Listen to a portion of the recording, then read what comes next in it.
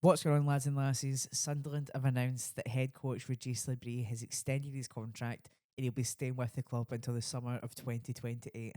This comes 2 weeks before we kick off our Premier League campaign and also after some apparently Premier League interest from other clubs. So it seems like people want to get a hold of him. Sunderland locked him down, and you know what? I can't wait for it. So let's get right into things.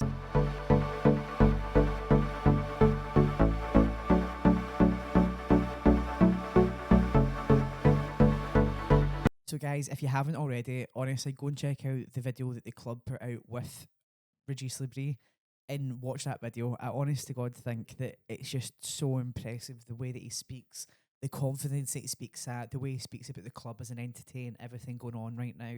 It's well worth it. Go and have a look at it, obviously, after this video. But let's get right into things. I want to quickly start by speaking about something that Reggie said in that interview.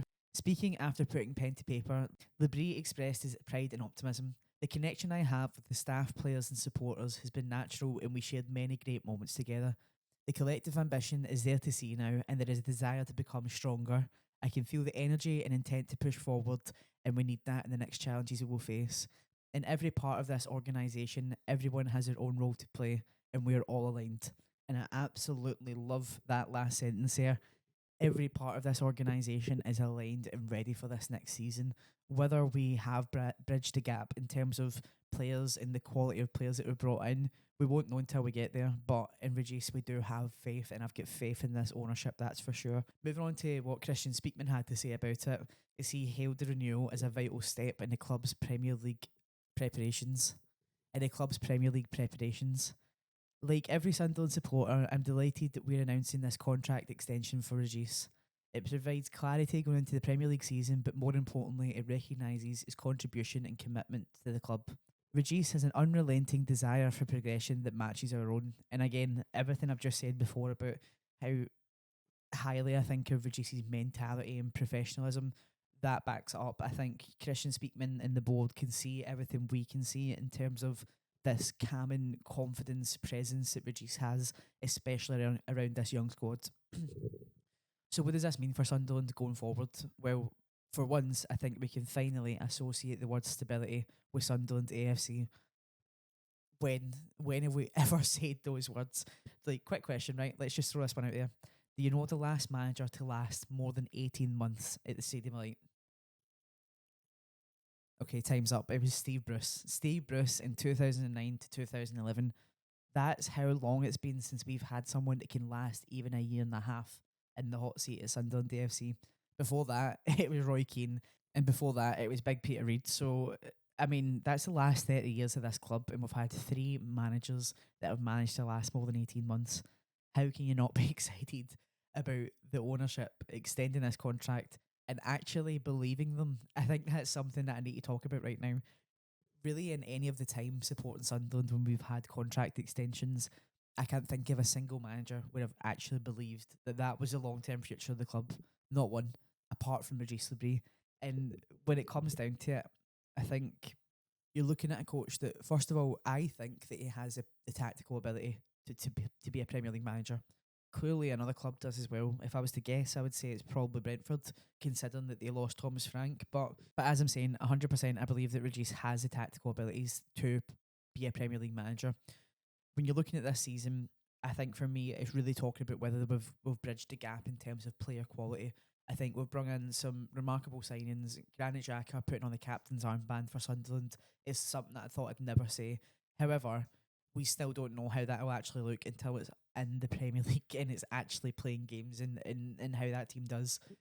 When I reflect on last season, so when he was first signed when he was first announced as our head coach, me among with probably many others were going, who's this guy? Who have we just brought in? We'd had Will still linked with the club for ages. I think a load of people wanted him to be the manager, and then you get this French guy come in that we know nothing about, and within the first month he's the Championship's manager of the month, and I think that in itself just set the tone for how Regis's season at Sunderland was going to go.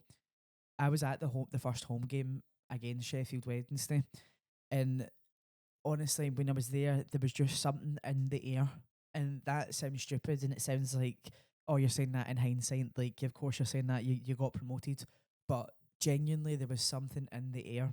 And I think then you look at Regis and how he went in that first season as a whole. I mean, realistically, we sat top of the league until October time. We get decimated with injuries come November, December, and he still powered on. And then you look at the tail end of last season where you've heard him speak now in a lot of interviews, and the same as some of the players speak about how that last 5, 6, 7 games was just used as preparation and rotation and just building for building for playoff promotion or hopeful playoff promotion. Just going into the last 6 games of the season and having the confidence in the balls to just go, nah, we're chilling out now. This is a team I'm playing. We are ready for the playoffs, and this is going to pay off. That takes so much confidence, so much knowledge, and just even the ability to instill that confidence in your players and the faith in those players that they have the ability to go and do that. It honestly takes some work, and I can't think of another manager that Sunderland have had in the last 10 years that had the confidence to do that. And it's confident with Regis, it's never arrogance. And when you reflect on our last few managers, so let's speak about the dreaded Michael Beale.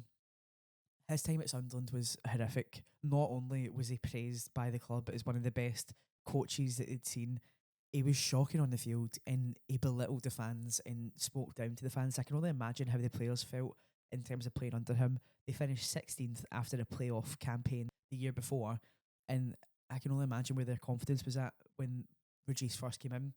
Regis comes in and uses pretty much the same team, bar Isidore, who came in obviously on loan at that point. Pretty much the same team, and he's got them firing at the top of the league. So I think just who he is as a person, and his ability to take care of this young team, the youngest team in the championship last season, and he got them eventual promotion. And then I look at the last kind of successful manager Sunderland had before that, would have probably been Alex Neil, obviously the manager that got us promoted from League One, and always grateful for that. But when it comes to Alex Neil, I don't know if anyone else felt this way. I thought he came across as arrogant, and where I think Regis has confidence in his tactics and confidence in his ability to get a team going, he has an even better ability to ensure that his team feel that way. And I think he thinks he's a good manager because he works with the players and he sees them as a unit. Alex Neil, on the other hand, I thought that his managerial ability was decent, good, decent, but his confidence and arrogance was that of someone else. Like, I think Alex Neil believed that Sunderland were in that position because of him, rather than it being a collective effort and a joint unit and seeing all the talent and everything we had at the squad. So yeah, as a comparison to them, honestly, I can't think of a better person mentality wise and a better personality fit for this role right now. I think when you're looking at last season, the one thing I didn't touch on there that I did have a little bit of a gripe with when it came to Reggie's style of management, there was so many times last season that I felt like I was screaming out for rotation or screaming out for substitutions, I should say it be the 65th minute, especially with Tony Mowbray. You got kind of used to them coming on the 60th, 65th minute. And it was times under Regis Le Bris that I was watching that going, oh, come on, take him off, bring someone on. And it never came, or it would come 15 minutes later when it felt like there was no time left for them to make an impact. And if there was anything I could change with a full squad and full fitness, I wish he was doing that last year. But then you look at how we played and you look at the drop off between our first team and our second kind of grades and the people who would be coming on. And I think he just understood that the quality probably wasn't there. Not only that, by the time that November, December came and those injuries really started setting in, I think half of it was the lack of rotation contributing towards injuries, and the other half was injuries, meaning that we couldn't actually have a rotation. So them paired together, I think if we're able to have the squad depth next year, I'd like to see Regis use them and get those substitutions happening earlier. But other than that, I think you're looking at a coach who fits into this Sunderland mould perfectly. And not only that, I think he's a coach who's got pull. That I think that Sunderland would be getting a player like Granit Xhaka on board if Alex Neil was in the manager's hot seat. I don't, and I know that that was KLD who got that deal over the line, but I think KLD gets that deal over the line because someone like RLB is the manager.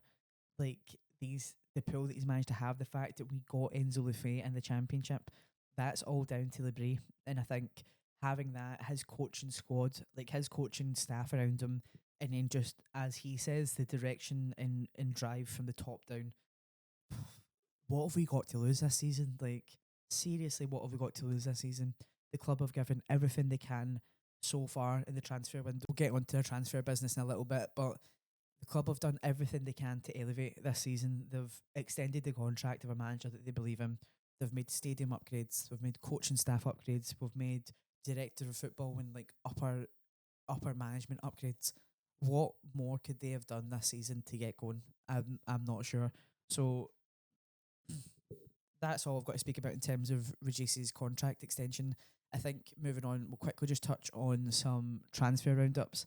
So, first of all, I'm absolutely not sure that I'm saying this name right. If anyone knows how to say this name, spell it out in the comments to me if I'm getting it wrong. But Mark Gear coming on loan from Chelsea. I hope I'm saying that right. I honestly don't believe that I am, but coming on loan from Chelsea, he moved to Chelsea after being at Barcelona. He's Although he's not had a hell of a lot of minutes in Chelsea's first team, he did make a lot of Conference League appearances last year, and he managed to score 6 and 7. I think in terms of the profile, he seems to fit what Sunderland are going for this season. Like players who have just started breaking in around Europe, just started breaking in or played roles in these first teams in other leagues, and they've got European competition minutes. It seems to be the kind of young profile that Sunderland are going for this year. The only thing that makes me worried is so Sunderland have used the loan market in the last few years, and it's kind of had a half good, half bad outcome in terms of how those players have went. Players like obviously Wilson Isidore came on loan, fantastic, turns into a permanent transfer. Players like Ahmad Diallo, we love Ahmad, come home Ahmad, again, come home. And then obviously Chris Mepham as well. So these are all players that have had successful loans in like with Sunderland the last couple of years. Then I look at players like Joe Geltart, Mason Burstow, and even Aaron Connolly's like short stint at Sunderland. And I really hope that Mark Gear doesn't join that list of Sunderland loanee strikers because, God, they just weren't it, were they? And I think this season we do need an additional striker, and I just hope it's one that's actually useful, like one we can actually use. I do wonder if this means that Sunderland have some sort of agreement to play him a certain amount of minutes. What does that look like? Are we going to find out that? Like, I'll be intrigued to see how this one actually goes because I'm not 100% sure on this transfer. That is just my, pretty nominal opinion. I've not seen a hell of a lot of minutes of him, so in terms of his playing ability, I don't have much to comment on, but I would just be wondering what type of Sunderland striker is he going to be because in the last few seasons we just seem to have had these completely pointless loans, and at those points in time we're desperate for a striker. So I hope that this isn't a case of we're desperate for a striker this season because Isidore and Mayenda haven't quite made the jump, and then we're relying on Gear who also isn't firing. So who knows? We'll wait and see with that one. But I think in more pressing matters, Sunderland, who knows? I think in more pressing matters, what's became more clear over the summer window is that Sunderland are in need of defenders. I think it was one of the first positions you would have picked out for needing reinforcements before the summer window started. And then having seen the way we've defended in pre-season friendlies, it's not been bad by any measure. It's been decent. I think someone like Harrison Jones is making a brilliant name for himself, but he's been playing out of position at left back, and I don't think we can rely on such a young player coming into the Premier League. That is Sunderland's way. I know young players and going that way, but I think Harrison's made a fantastic name for himself. I think you'd just like to see him be embedded in the same way Chris Rigg was. So limited minutes first season, coming on a little bit more, and then making more of a first team position in a couple of years, or at least next year. Yeah. And then you look at O'Nien being out injured. Ballard, we know what his injury record's like, so how can we really say we're going to rely on Dan next year completely? Obviously Luke O'Nien's out, as I said. You've got Ajay and Dennis who are both, I hate to say it, but kind of made of glass. Niall Huggins coming back from a long-term injury. And then you've got Jensen Sealt, who's just been injured in pre-season. So going into next season, I think we need two centre backs, I would say at least. And speaking to Roker Reports Away the podcast, Keith Downey, the Sky Sports representative for the North East, seems to say that Sunderland are in the hunt for an experienced, athletic centre back, and that's for both of them. when they spoke about the possibility of Chris Mepham returning, he said that Sunderland appreciate the time that Chris Mepham had at the club last year, but right now they're looking for someone who's big, physical, and quick, and it just doesn't seem to be that would be Mepham fitting that profile. So we'll see what comes. We've been in this kind of long-standing tug of war with Lucime. I hope I'm saying his name, or is it Lucime? I, again, not 100% sure. My pronunciation on these names can sometimes be awful, but I think we just need to get those in the door before the first game of the season. I don't want to go into the first game of the season with the defenders we have right now and just completely rock their confidence on the first game. It's just not what we need. I think Ronaldo made a really good case for himself in that game against Betis, but we need to really look at the long term here. We can't have two centre backs as it stands going into next season. Very clearly need to get reinforcements there, because currently we're using like Tutorov from the academy teams, and we can't rely. If there's any position you can't rely on your academy lads, in my opinion, it's got to be your defenders. If anything, Sunderland need to be next season, it's at least defensively resolute, because as we know, we're probably going to defend in this low block. From what we've seen in pre-season, it's been a super low block, two banks of four, defending in a 4-4-2, attacking in a 4-3-3. So if that's the case, then we need defenders who are confident, comfortable, and capable of sitting in the box for 90 minutes of a game defending. So yeah, let's get so yeah, I think that's what we need to be looking at. Obviously, coming into this next little part, I think what something I did forget to mention there is Roofs, the goalkeeper, also made his appearance at Betis, and he just in that game itself, there's a few times he came out and just collected the ball as it gets swung in, collected it, and as a Sunderland fan, especially after watching last season, and sometimes our pretty questionable set piece defending and corner defending, cross defending, it just I got scared every time last season that someone got a corner. I was scared that every time someone might take a free kick that we would concede. I think having someone like him, he looks so confident and assured, just coming out, claiming the ball, doing the basics, but doing the basics well and to a really high standard. So excited to see more of him and what he's got to contribute this season. I think getting that goalkeeper over the line is brilliant, because especially knowing now that Pato has a little bit of an injury. So we'll see how that one goes. I personally am really looking forward to singing The Roof's on Fire as Stadium of Light. So, and just to round up, I think we'll quickly just touch on the Betis game and preview the Augsburg game. Results aside, I think there is so much to be excited about when it comes to Sunderland's pre-season.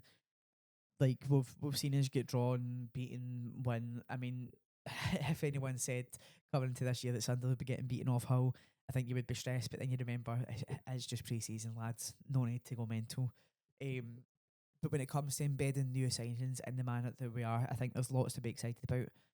Everyone with eyeballs can see that midfield pack is looking sharp. It's looking a million times more meaty and just more solid than last year. I think Noah Siddiqui, I don't know if the club expected him to make as big of a difference as he did. Because if they knew they were going to sign Granit Xhaka, Enzo Lefebvre and Apib Diarra, I don't think they realised that Noah Siddiqui would literally be cutting up every single blade of grass on that field. I mean, I reckon you could give him the lawnmower and he would cut the whole field's grass whilst defending and getting the ball and winning every challenge. That lad works so hard, and that is, oh, I love it. I love it. He's like an elevated Lee Cattermole, but yeah, I love it. And I think that group of four, Siddiqui, Lefebvre, Diarra, and Xhaka, have just really, really impressed themselves. Like impressed us when it comes to their pre-season playing. I think last season people did have the power to get through Sunderland's midfield. I know Job and Dan done a fantastic job, but I don't think having that type of midfield going into the Premier League, we would have just get ran right through in the middle. And yeah, this they've just impressed. They've impressed so much so far this season. I think everyone's kind of looking round though and asking the same question: what does this mean for Dan Neil? Because we're looking at already four players that are probably fighting out for the three starting spots. You've then got Chris Rigg, who of course is the club see as a long-term future player, and also they like to use him rotating on the right, like on the right wing. So I think Dan Neil will be looking around and saying, right, well, hold on a minute, where do I find my minutes here? If it was me, I would love to keep Dan Neil at the club. I think when it comes to rotation, and as I've said repeatedly in the last few videos, him getting to develop alongside these players, him getting to develop and grow as a Premier League player alongside Granit Xhaka. Like, I don't see how he doesn't also develop this season. And as we've seen with the rotation we needed last year and the amount of injuries we had, I don't think he can look around and say, "Oh, I'm never going to play a minute for Sunderland this season," because I think, as always, there will be times where we're injured. There will be times where we're playing cup competitions and all those kind of things. And I think Dan being in and around this club, still developing in that time, like I think Dan Neil's got the ceiling of a Premier League player. So I don't see why he doesn't try and ride that out with Sunderland for another year and then maybe see where it takes him. However, it's Dan Neil's contract situation that obviously makes this a little bit more pressing because at this moment in time he hasn't signed a contract extension and his contract will be up next year. And with the club being a selling club, I don't see us letting him go for free, especially as an academy player. He's an academy player, which means he'll go for complete profit on PSR books. Like, I just don't see the club letting that contract run out. So I think if we don't see it in the next week or two, Dan Neil signing a contract extension, I think he'll be gone this summer. I don't even think they'll wait until Christmas because you're getting a hell of a lot less money come Christmas time as well. So I wouldn't be surprised if Dan Neil goes. I think fair play to him. If he wants to go and get some minutes around Europe, if he wants to go and join this like contingency of British players playing in Italy, I totally get it.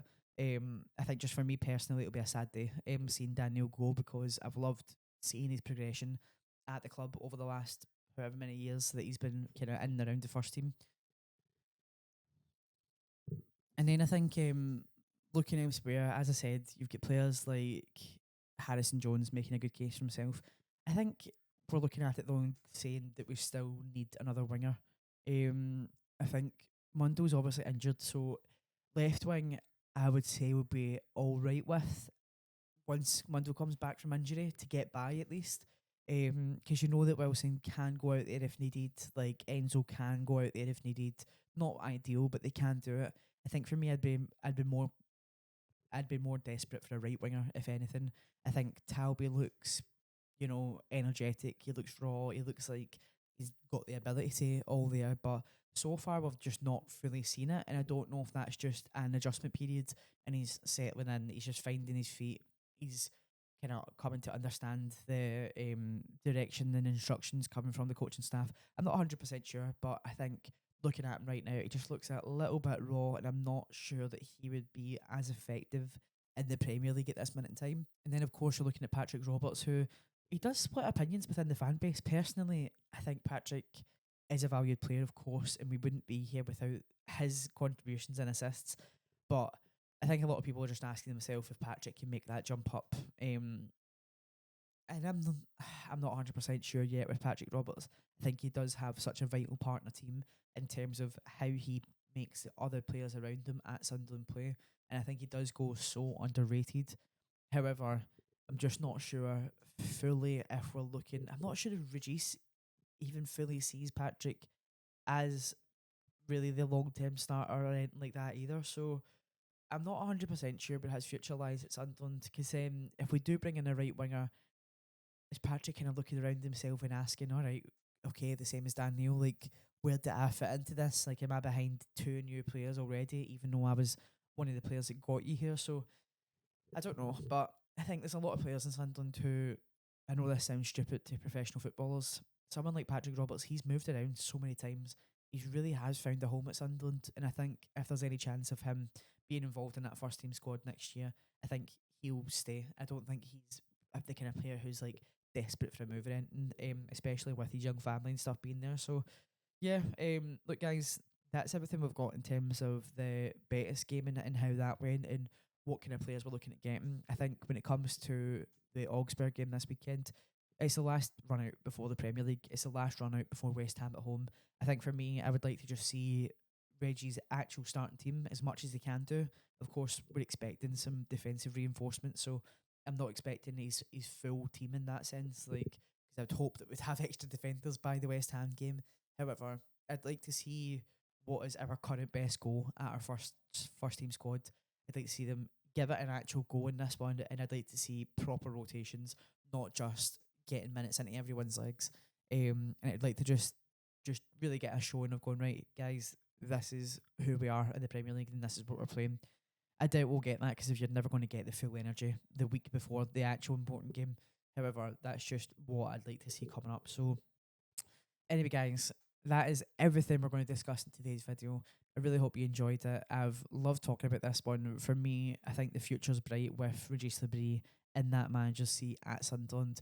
And I'm looking forward to everything that him and the rest of the management and coaching squad and staff have to give us this year, because I think the players we've brought in is just the beginning. I think there's more yet to come. And as Keith Downey said, actually, there is more yet to come. So I'm excited for it. Looking forward to seeing what we've got going. Looking forward to seeing how we shape up in the Premier League.